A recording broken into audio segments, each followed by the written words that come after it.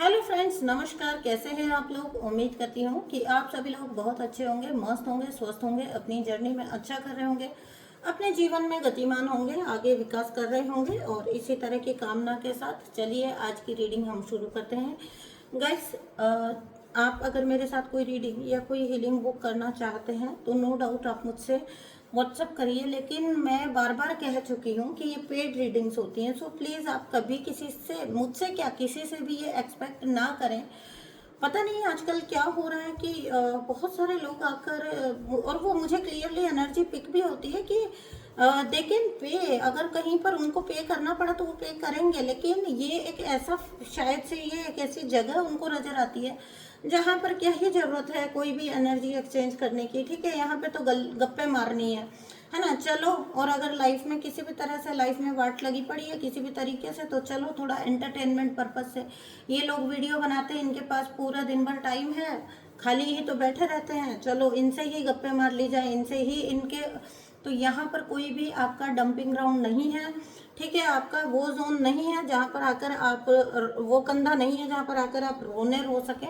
ठीक है, paid reading होगी बाकायदा। और पेड रीडिंग जिसको भी सच में प्रॉब्लम होता है ना, और किसी का अगर सेल्फ क्रिएट प्रॉब्लम नहीं होता है और उसको सच में कोई प्रॉब्लम होता है लाइफ में, तो वो व्यक्ति पेड रीडिंग बुक करता ही करता है, क्योंकि वो उस प्रॉब्लम से निकलना चाहता है। इतनी समझ हम लोगों में भी होती है कि जो लोग इस तरह के आ रहे हैं जो कि आपसे गप्पे मारना चाहते हैं, तो यहाँ पर कोई भी एंटरटेन करने के लिए नहीं बैठा है। एंड माइंडेड सोल फैमिली, ये आप सब के लिए नहीं है, नहीं है, नहीं है। आप सब माइंड मत करिएगा। कुछ लोग होते हैं, क्लियरली समझ आ रहा होता है कि इन्हें लगता है कि अगर हम वीडियो बना रहे हैं तो हमारे पास बहुत सारा खाली टाइम है। एक्सक्यूज मी, हम ज़्यादा बिजी होते हैं। ठीक है, क्यों? क्योंकि हमें सेशंस भी करने होते हैं, हीलिंग्स भी करने होते हैं, और यहाँ पर बकायदा आप लोगों के लिए चैनल पर अपडेट्स भी डालने होते हैं। तो प्लीज़ मुझे क्या, किसी को भी फॉर ग्रांटेड मत लीजिए। ठीक है, और अगर आप ये बोलना चाहें कि दुनिया ऐसी ही है और ऐसा ही होता है, ये सब जो विक्टिम माइंडसेट के लोग हैं, ये प्लीज़ अप्रोच ना करें। क्योंकि मैं तो बिल्कुल भी ऐसी चीज़ों से इम्प्रेस नहीं होती हूँ, ऐसी बातों से बिल्कुल भी मैं इम्प्रेस नहीं होती हूँ। मुझे कुछ साबित नहीं करना है कि दुनिया ऐसी है या दुनिया वैसी है। अच्छों के लिए दुनिया हमेशा अच्छी ही है। ठीक है, कुछ लोग अगर ऐसे होते हैं तो वो सब अपने ऊपर नहीं लेंगे। ठीक है, ये चीज़ें शो करती हैं क्लियरली कि जो लोग ऐसी मानसिकता से आते हैं ना, वो खुद ही अपने जीवन में अपनी प्रॉब्लम्स के लिए जिम्मेदार होते हैं। बल्कि उल्टा आप ऐसा सब बोलकर ये साबित करते हो कि आप जिम्मेदार हैं अपने ही प्रॉब्लम्स के लिए। आप उनको दूर करिए, आप खुद को हील करिए। विक्टिम बन के अपने आप को दिखाना, देखिए ऐसे चैनल्स पे या ऐसी जगहों पर जितने भी लोग होते हैं वो कहीं ना कहीं से परेशान ही हुए हैं। जो एक डिवाइन सोल्स होते हैं उनको कितनी अग्नि परीक्षाओं से गुजरना पड़ता है, लेकिन एक जो असली डिवाइन सोल होगा वो कभी भी विक्टिम प्ले नहीं करता। मुझे कभी भी अच्छा नहीं लगता अपने लिए वो बेचारा सुनना, अरे अरे इसके साथ इतना बुरा हुआ, अरे बेचारा नहीं। जो व्यक्ति सच में ग्रोथ ओरिएंटेड होगा, सेल्फ लव में होगा, सेल्फ एस्टीम वाला व्यक्ति होगा, उसको कभी अपने लिए बेचारा बेचारी सुनने में मज़ा नहीं आएगा। और फिर उस पर तुर्रा ये कि खुद को ही बेचारा बताना और प्रकट करना, इससे बुरा तो कुछ हो ही नहीं सकता। ठीक है, तो चलिए अभी हम रीडिंग शुरू करते हैं। ये सबके लिए नहीं था, ये कुछ लोगों के लिए था। मैं मानसिकता देखती हूँ तो देखती ही रह जाती हूँ कि आप लोगों को ऐसा लगता है कि कोई खाली बैठा है, किसी के पास वक्त ही वक्त है। नहीं नहीं नहीं, आप जो हीलर्स के काम को बहुत ज़्यादा हल्के में ले लेते हो, हीलर्स का काम सच में बहुत बहुत ज़्यादा एनर्जी का काम है, ये मजाक नहीं है ये, है ना। तो चलिए अभी हम रीडिंग शुरू करते हैं। डेक मेरा हमेशा उलट पलट हो जाता है, अभी इसे सीधा करने लगूंगी तो टाइम लग जाएगा।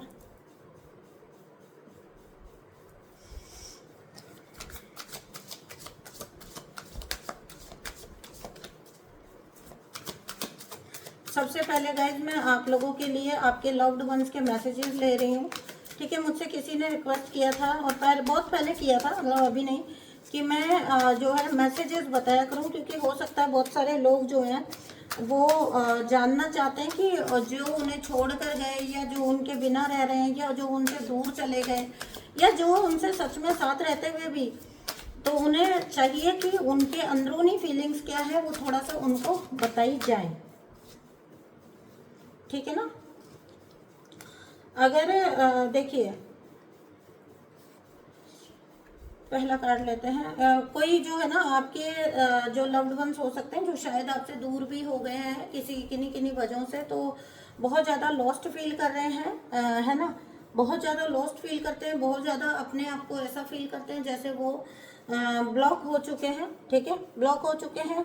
नॉट ओनली फिजिकल वर्ल्ड में आपने उनको कहीं से सोशल मीडिया वगैरह से ब्लॉक किया है, या फिर वो एनर्जेटिकली भी खुद को ब्लॉक फील करते हैं। हमेशा आई एम ब्लॉक्ड का मतलब आपने सोशल मीडिया पर नहीं लेना है, इसका मतलब ये भी होता है कि अपनी खुद की लाइफ में भी स्टक फील करता है व्यक्ति, ब्लॉक्ड फील करता है, उसके काम नहीं बन रहे होते हैं, ठीक है, खोया खोया रहना, एंग्जाइटी में रहना, एक प्रकार के खोएपन में रहना, तो ये कोई अच्छी सिचुएशन नहीं होती है किसी के लिए भी। और हो सकता है कि अगर ये व्यक्ति इस तरह की सिचुएशन में है तो ये जो है बहुत बुरी तरह से या तो इन्होंने किसी का दिल दुखाया है या ये किसी तरह की तो कार्मिक यात्रा में है ये व्यक्ति, ठीक है ना। तो इसीलिए तभी व्यक्ति इतना स्टक और इतना बंधा हुआ फील करता है, बंधा हुआ फील करते हैं बेसिकली ये, है ना। क्योंकि जब आप कंफ्यूज, ये भी हो सकता है कि अगर ये आपके कोई साथी रहे, स्पाउस रहे, आपसे दूर हुए हैं किन्हीं वजहों से, तो इन पर हो सकता है कि इनको बाइंड एंड ब्लॉक किया गया हो, ठीक है ना, इनको कंफ्यूजन स्पेल इनके ऊपर डाले गए हो, ठीक है, कंफ्यूज रखा गया हो, इन पे कंफ्यूजन के स्पेल डाले गए हो। तो ये जो कार्ड आ रहा है ना, why do I feel so lost, तो व्यक्ति कंफ्यूज है, उनको खुद ही नहीं पता कि वो ऐसा खोयापन क्यों फील करते हैं, ठीक है। कुछ लोग ये हैं जो इनको लगातार हर्ट कर रहे हैं। हो सकता है कि ये वो लोग हों जिन्हें आपको छोड़कर इन्होंने आपके ऊपर चुना था, तो अब वहाँ से भी इनको हर्ट मिल रहा है और ये स्टक हो चुके हैं, पूरी तरह से अपने जीवन में ब्लॉक हो चुके हैं, है ना। कहीं पर भी इनको बाहर निकलने का रास्ता ऐसे व्यक्ति को नहीं मिल रहा है। कुछ लोग हो सकते हैं, थर्ड पार्टीज हो सकते हैं जो इनको बुरी तरह से हर्ट कर रहे हैं, हमेशा इनको परेशान कर रहे हैं, या फिर हो सकता है कि इनसे सब कुछ लेकर भी इनको बदले में कुछ भी नहीं दे रहे हैं, तब भी व्यक्ति बहुत बुरी तरह हर्ट होता है। लेकिन देखिए एवरीथिंग इज कर्मा, तो हम यही बोलेंगे कि अगर पास्ट में इस व्यक्ति ने आपको किसी तरह से, आपने इनका लिए डेडिकेशन रखा था और इन्होंने आपको हर्ट किया था, तो इनको वही चीज़ रिटर्न में वहाँ से मिल रही है थर्ड पार्टी की तरफ से, ठीक है ना। हाँ देखिए मैंने कहा ना ये ब्लॉक हो चुके हैं, ये वहाँ पे वो लोग इनको हर्ट कर रहे हैं और ये आपकी तरफ नहीं आ रहे हैं, नहीं आ पा रहे हैं, ठीक है। वो बोल रहे हैं कि why can't I tell you the truth, मैं तुम्हें सत्य नहीं बता सकता हूँ। क्यों? क्योंकि नाक लगा के गए थे, जहाँ पर भी थर्ड पार्टी को चूज किया था, थर्ड पार्टी में गए थे तो बहुत नाक लगा के गए थे। अब वो थर्ड पार्टी इनके साथ जो मर्जी बिहेवियर करे, सबसे बड़ी विडंबना यही है कि वो इनको बता भी नहीं सकते हैं, बता भी नहीं सकते हैं थर्ड पार्टीज के बिहेवियर के बारे में आपको आके। क्यों? क्योंकि आप ही के सामने थर्ड पार्टी को लेके हो सकता है कि बहुत ज़्यादा घमंड दिखाया था, बहुत ज़्यादा बड़ी बड़ी बातें की थी, ठीक है, उन्हीं को अपना ट्रू लव दिखाया था, अपना ट्रू लव बताया था। तो उस जगह पे अब व्यक्ति आकर कैसे बोले कि अब वो पछता रहा है।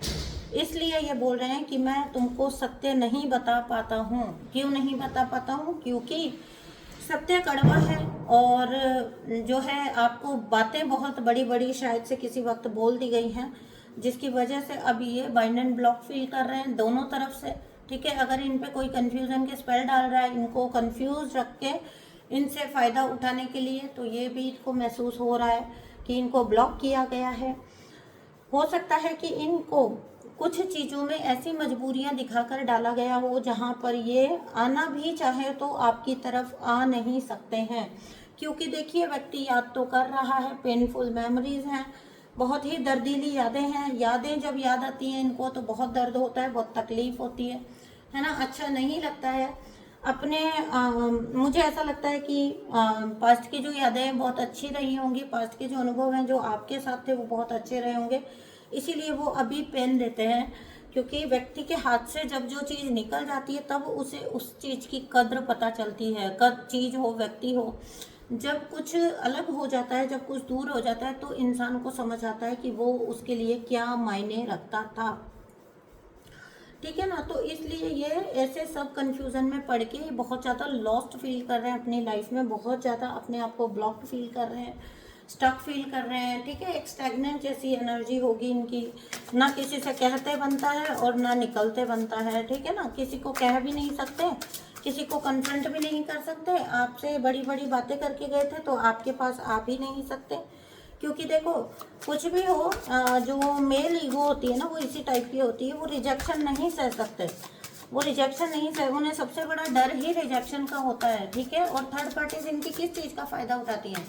थर्ड पार्टीज इनकी इस बात का फ़ायदा उठाती हैं कि वो इनको ओवरली वैलिडेशन देती हैं। ठीक है ना, कभी भी सत्य नहीं बोलती हैं, जिसकी वजह से ये बहुत ज़्यादा अट्रैक्ट होते हैं। आई फील लोनली, अकेला फील करते हैं, यादें हैं बहुत दर्द भरी यादें हैं, अकेला फील करते हैं, अपने आप को बहुत ज़्यादा लोनली फील करते हैं, है ना, अपने आप में ही खोए रहते हैं और बहुत ज़्यादा लोनली फील करते हैं, क्योंकि जो लोग इनके साथ हैं वो इनके साथ होते हुए भी इनके नहीं हैं। समझ रहे हो आप कि व्यक्ति ना पूरी तरह से अकेला हो ना फिजिकल वर्ल्ड में, तो वो उतना दर्द भरा नहीं होता, क्योंकि उसे उम्मीद नहीं होती किसी से भी। लेकिन अगर आप फैमिली के नाम पर या शादी के नाम पर या किसी भी और नाम पर आप किसी के साथ हैं और फिर आप अकेला फील करते हैं, तो वो बहुत ज़्यादा पेनफुल होता है। थोड़ा सा इनको पास्ट की जो है थोड़ी रोमांटिक यादें भी आ रही हो सकती है, मैं इसको ज़्यादा एक्सप्लेन नहीं करूँगी। ठीक है ना, आपके और इनके बीच के जो भी पल रहे हों वो इनको याद आते होंगे। ठीक है ना, तो क्या हो रहा है ये? हाँ, जो बात मैंने बोली थी कि मेल ईगो जो होती है वो रिजेक्शन से डरती है। सब कुछ आ रहा है, पुरानी यादें भी आ रही है, सब कुछ आ रहा है, लेकिन I have fear of rejection. मैं स्कैर्ड हूँ रिजेक्शन से। रिजेक्शन नहीं चाहिए, क्योंकि अगर ये आए तो इनको हो सकता है कि पास्ट की जो हरकतें हैं उसकी वजह से इनको पता होगा कि आप इनको नहीं अपनाने वाले हो, आप इनको रिजेक्ट कर देने वाले हो। तो यहाँ पर ये व्यक्ति आपको ये कहना चाहते हैं कि आना तो ये आपके पास चाहते हैं, आपको सत्य भी बताना चाहते हैं, आपको सब बात एक्सप्रेस भी करना चाहते हैं, लेकिन नहीं कर पाते हैं। क्यों नहीं कर पाते हैं? Because I am scared of rejection. आपके साथ इंटीमेसी भी चाहते हैं, आपके साथ करीबी भी चाहते हैं, आपके साथ इन्वॉल्व भी होना चाहते हैं, लेकिन रिजेक्शन से डरते हैं। आपको देखो, ये व्यक्ति अब अच्छी स्टेज पर मैं बोल सकती हूँ इसको। अब आप कहोगे कि ऐसी स्थिति हो रही है तो अच्छी स्टेज क्या है? क्यों? क्योंकि ये अवेकनिंग की स्टेज होती है, जब व्यक्ति को चारों तरफ से यूनिवर्स बांध देते हैं। जो व्यक्ति पास्ट में घमंड दिखाता है, जो व्यक्ति रिश्ते की कद्र नहीं समझता है, रिश्तों को कुछ भी अहमियत नहीं देता है, उनको यूनिवर्स क्या करते हैं, जब वो मनमानी कर रहे होते हैं तो आपको लगता है कि ये जो मनमानी करते हैं वही चलता है, लेकिन ऐसा नहीं होता है। यूनिवर्स सिर्फ वेट कर रहे होते हैं कि बच्चा तुझे जो करना है कर ले, उसके बाद आती है मेरी बारी। और जब यूनिवर्स निचोड़ने पे आते हैं व्यक्ति को, तो वो इस बुरी तरह से इंसान को कूटते हैं, है ना, कि इंसान जो है वो मतलब व्यक्ति कैसे घमंड लगा सकता है? ईश्वर के आगे क्या औकात है, क्या बड़प्पन है? ईश्वर के होते हुए तुम कौन हो कि तुम किसी को दुख पहुंचा सको? तुम किसी को, ईश्वर जब अपनी प्यारी सोल को हर्ट होते हुए देखते हैं ना, आपको समटाइम्स लगता होगा कि मुझे इतनी तकलीफ मिल रही है, भगवान आप चुप क्यों हो, है ना। कभी कभी लोग ऐसी शिकायत करते हैं, मैंने जितना ईश्वर को माना ईश्वर ने मेरा साथ नहीं दिया। कभी कभी लोग शिकायत करते हैं कि ईश्वर मेरी ही नहीं सुनता, बाकी इन लोगों के पाप करने के बावजूद भी इनकी सारी बातें सुनता है, सब इच्छाएं पूरी करता है। ऐसा कुछ भी नहीं होता। God is only waiting for the right time, क्योंकि हर व्यक्ति का उसके कर्मों के भुगतान करने का, उसके कर्मों को भोगने का सही वक्त आता ही आता है। ठीक है ना, तो ईश्वर केवल उस वक्त का इंतजार कर रहे होते हैं कि जब वो इस व्यक्ति को पहले तो इस व्यक्ति को चढ़ने देते हैं। अब आप सोच के देखिए कि पहली दूसरी मंजिल से गिरने पर किसी को ज़्यादा नुकसान होगा, ज़्यादा दर्द होगा, या फिर उसको जो है 20वें माले पर ले जाकर गिराएंगे तब उसे ज़्यादा तकलीफ होगी। उस तकलीफ, ऐसा ही ईश्वर करते हैं, उसको 20वें माले पर ले जा रहे होते हैं। करंट मैंने सोचा दूसरे डेक से भी मैं निकालूं, ओशो के कार्ड से निकाल के देखूं कि इस व्यक्ति की अभी हालत क्या है। तो ये बर्डन है इनके ऊपर, वही थर्ड पार्टीज ऐश कर रही हैं, इनके ऊपर बर्डन बन चुकी हैं, इनको बहुत ज़्यादा दबाव में रख रही हैं, ठीक है। इनको सारे उनके टेंट्रम सहने पड़ रहे हैं, सारे उनके मतलब जो है बोझ उठाने पड़ रहे हैं इनको, ठीक है। इस व्यक्ति की पूरी तरह से टायर्ड एनर्जी हो चुकी है, थकान भरी एनर्जी हो चुकी है। मुझे जो दिख रहा है वो ये दिख रहा है कि थर्ड पार्टी जो है वो बहुत बड़े बड़े टारगेट सेट करती है। देखो ये पहाड़ की तरफ एक इशारा कर रही है थर्ड पार्टी।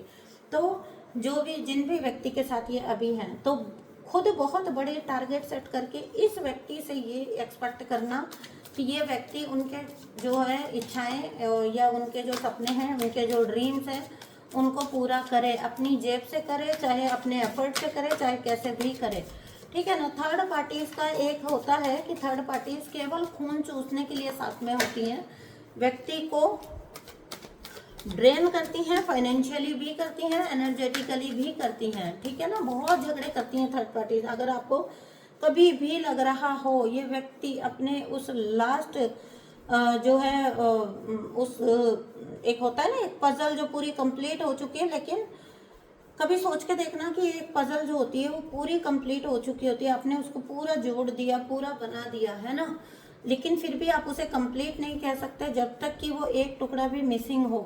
अगर एक टुकड़ा भी मिसिंग रह गया तो वो पजल कंप्लीट नहीं कहलाती है, वो तस्वीर पूर्ण नहीं होती है। तो वही कंप्लीशन की खोज में जो ये गए थे वहाँ पर, ठीक है। 6 नंबर प्रोमिनेंट है ना, 3 नंबर प्रोमिनेंट है। तो देखिएगा, ठीक है। तो जो ये मतलब इन्होंने क्या किया था ना, इन्होंने अध्यात्म या कह लो कि आप जैसी अच्छी सोल या डिविनिटी के ऊपर इन्होंने लग्जरी को चूज किया था।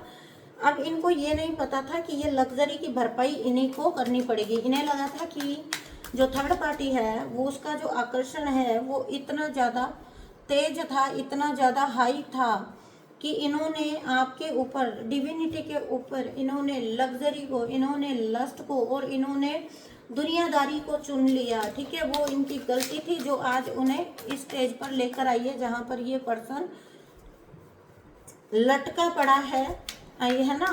तो लटका हुआ है ये व्यक्ति और अब प्रे कर रहा है कि इसको कोई सिरा मिले। देखो ये व्यक्ति हाथों से बस और पैरों से अटका हुआ है, बाकी बीच में लटका हुआ है, ठीक है। इसी प्रकार से ये व्यक्ति लटक गए हैं। एक भी सिरा ये छोड़ेगा तो ये इस खाई में जाके पड़ेगा।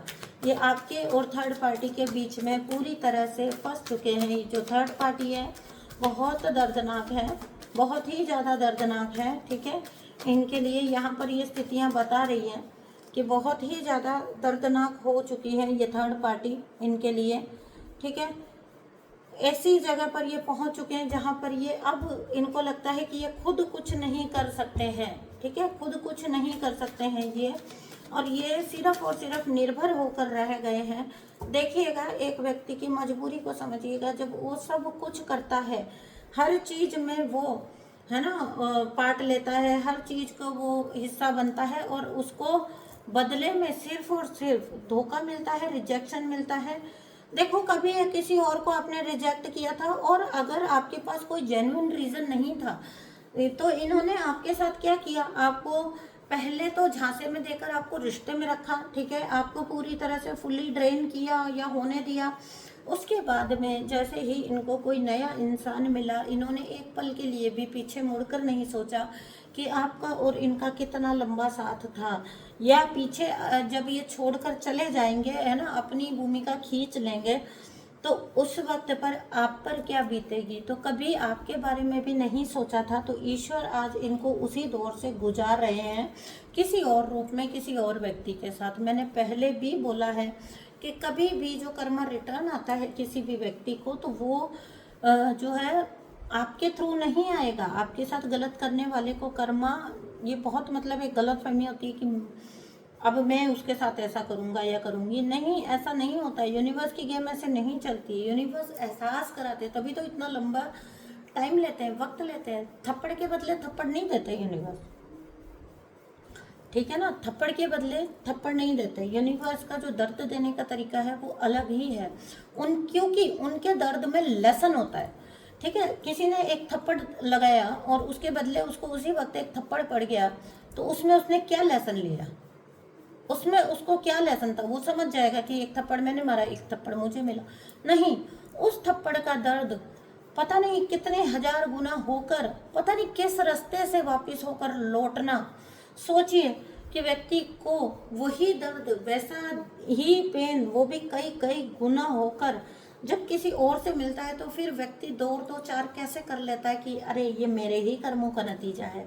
क्यों? क्योंकि उसे पता होता है। सोच के देखिए, यूनिवर्स का लेसन देने के तरीके, यूनिवर्स एक लेसन सिखाते हैं सबको, तब वो उसको सुधारने पर जाते हैं, ना कि उसको। ऐसा नहीं होता है कि किसी ने किसी को मारा तो वो बदले में उसी वक्त उसको मार पड़ जाएगी, नहीं, ऐसा नहीं होता है। यूनिवर्स टाइम लेते हैं, है ना। ऐसे लोगों को फुल्ली ऑन पहले अपने जुल्मों का जो है एहसास कराते हैं कि उन्होंने क्या जुल्म किसी के ऊपर किए हैं और किस लेवल पर उनको अब जाके स्ट्रेस या दर्द मिलने वाला है। जब व्यक्ति उस दौर से गुजरता है, then only he can realise, he और शी कैन रियलाइज कि उसने किसी और के साथ क्या किया, क्या उसको लौट कर आ रहा है। इस व्यक्ति की अभी हालत ये है कि ये सिर्फ और सिर्फ अपनी लाइफ के उस सिरे को ढूंढ रहा है जहाँ पर ये पूर्ण फील करे, जैसा पूर्ण ये आपके साथ फील करता था, पूर्णता की फीलिंग। उसके लिए ये गाइडेंस चाहता है, ईश्वर से प्रे कर रहा है कि ईश्वर इसको कुछ ना कुछ तो क्लू दें। ठीक है, बहुत ज़्यादा दिमाग लगा रहा है, बहुत ज़्यादा इमोशनली इम्बैलेंस है और बहुत ज़्यादा दबाव में व्यक्ति जी रहा है। लेकिन अभी यूनिवर्स से गाइडेंस चाहते हैं, यूनिवर्स से चाहते हैं कि यूनिवर्स कोई तो रास्ता दिखाए। हो सकता है कि कहीं ना कहीं अंदर अपनी गलतियों को अंडरस्टैंड भी कर रहे हो, लेकिन अभी उस जगह पर नहीं है, क्योंकि I am scared of rejection. जब तक रिजेक्शन का डर है, इट मीन्स ईगो अभी भी जागृत है। तो ऐसा व्यक्ति जब तक इसकी ईगो पूरी तरह तोड़ नहीं दी जाएगी, उसके बाद इसको मिलेगी गाइडेंस, उसके बाद इसको ये गाइडेंस मिलेगी कि क्या तुम्हारे लिए करना सही था। हालांकि अंदर से समझ अभी भी आ रहा है, लेकिन व्यक्ति में अपनी भूल मानने की क्षमता अभी तक भी डेवलप नहीं हुई है। यूनिवर्स अभी इनका वो ईगो भी तोड़ेंगे। ये जो इन्होंने यहाँ पर बोला ना कि ये डरते हैं रिजेक्शन से, जब तक आप किसी चीज़ से डर रहे हो, आप किसी चीज़ पर जो है काबू पाना चाहते हो, या आप किसी चीज़ को दबे छुपे तरीके से बिना अपनी गलती माने हुए ठीक करना चाहते हो, आप चाहते हो कि आपकी लाइफ में ये कंप्लीशन आ जाए, लेकिन आपको कुछ भी मानना ना पड़े, है ना, कुछ भी बोलना ना पड़े, कुछ भी अंदर ही अंदर आप ऐसी बातें चला रहे हो कि कुछ भी होकर ऐसा कुछ जुगाड़ हो जाए, तब तक इट मीन्स कि आपकी ईगो जागृत है, आपकी ईगो हाई है। और ईगो तोड़ना यूनिवर्स की जो डिवाइन जर्नी होती है, उसका मेन पर्पस होता है।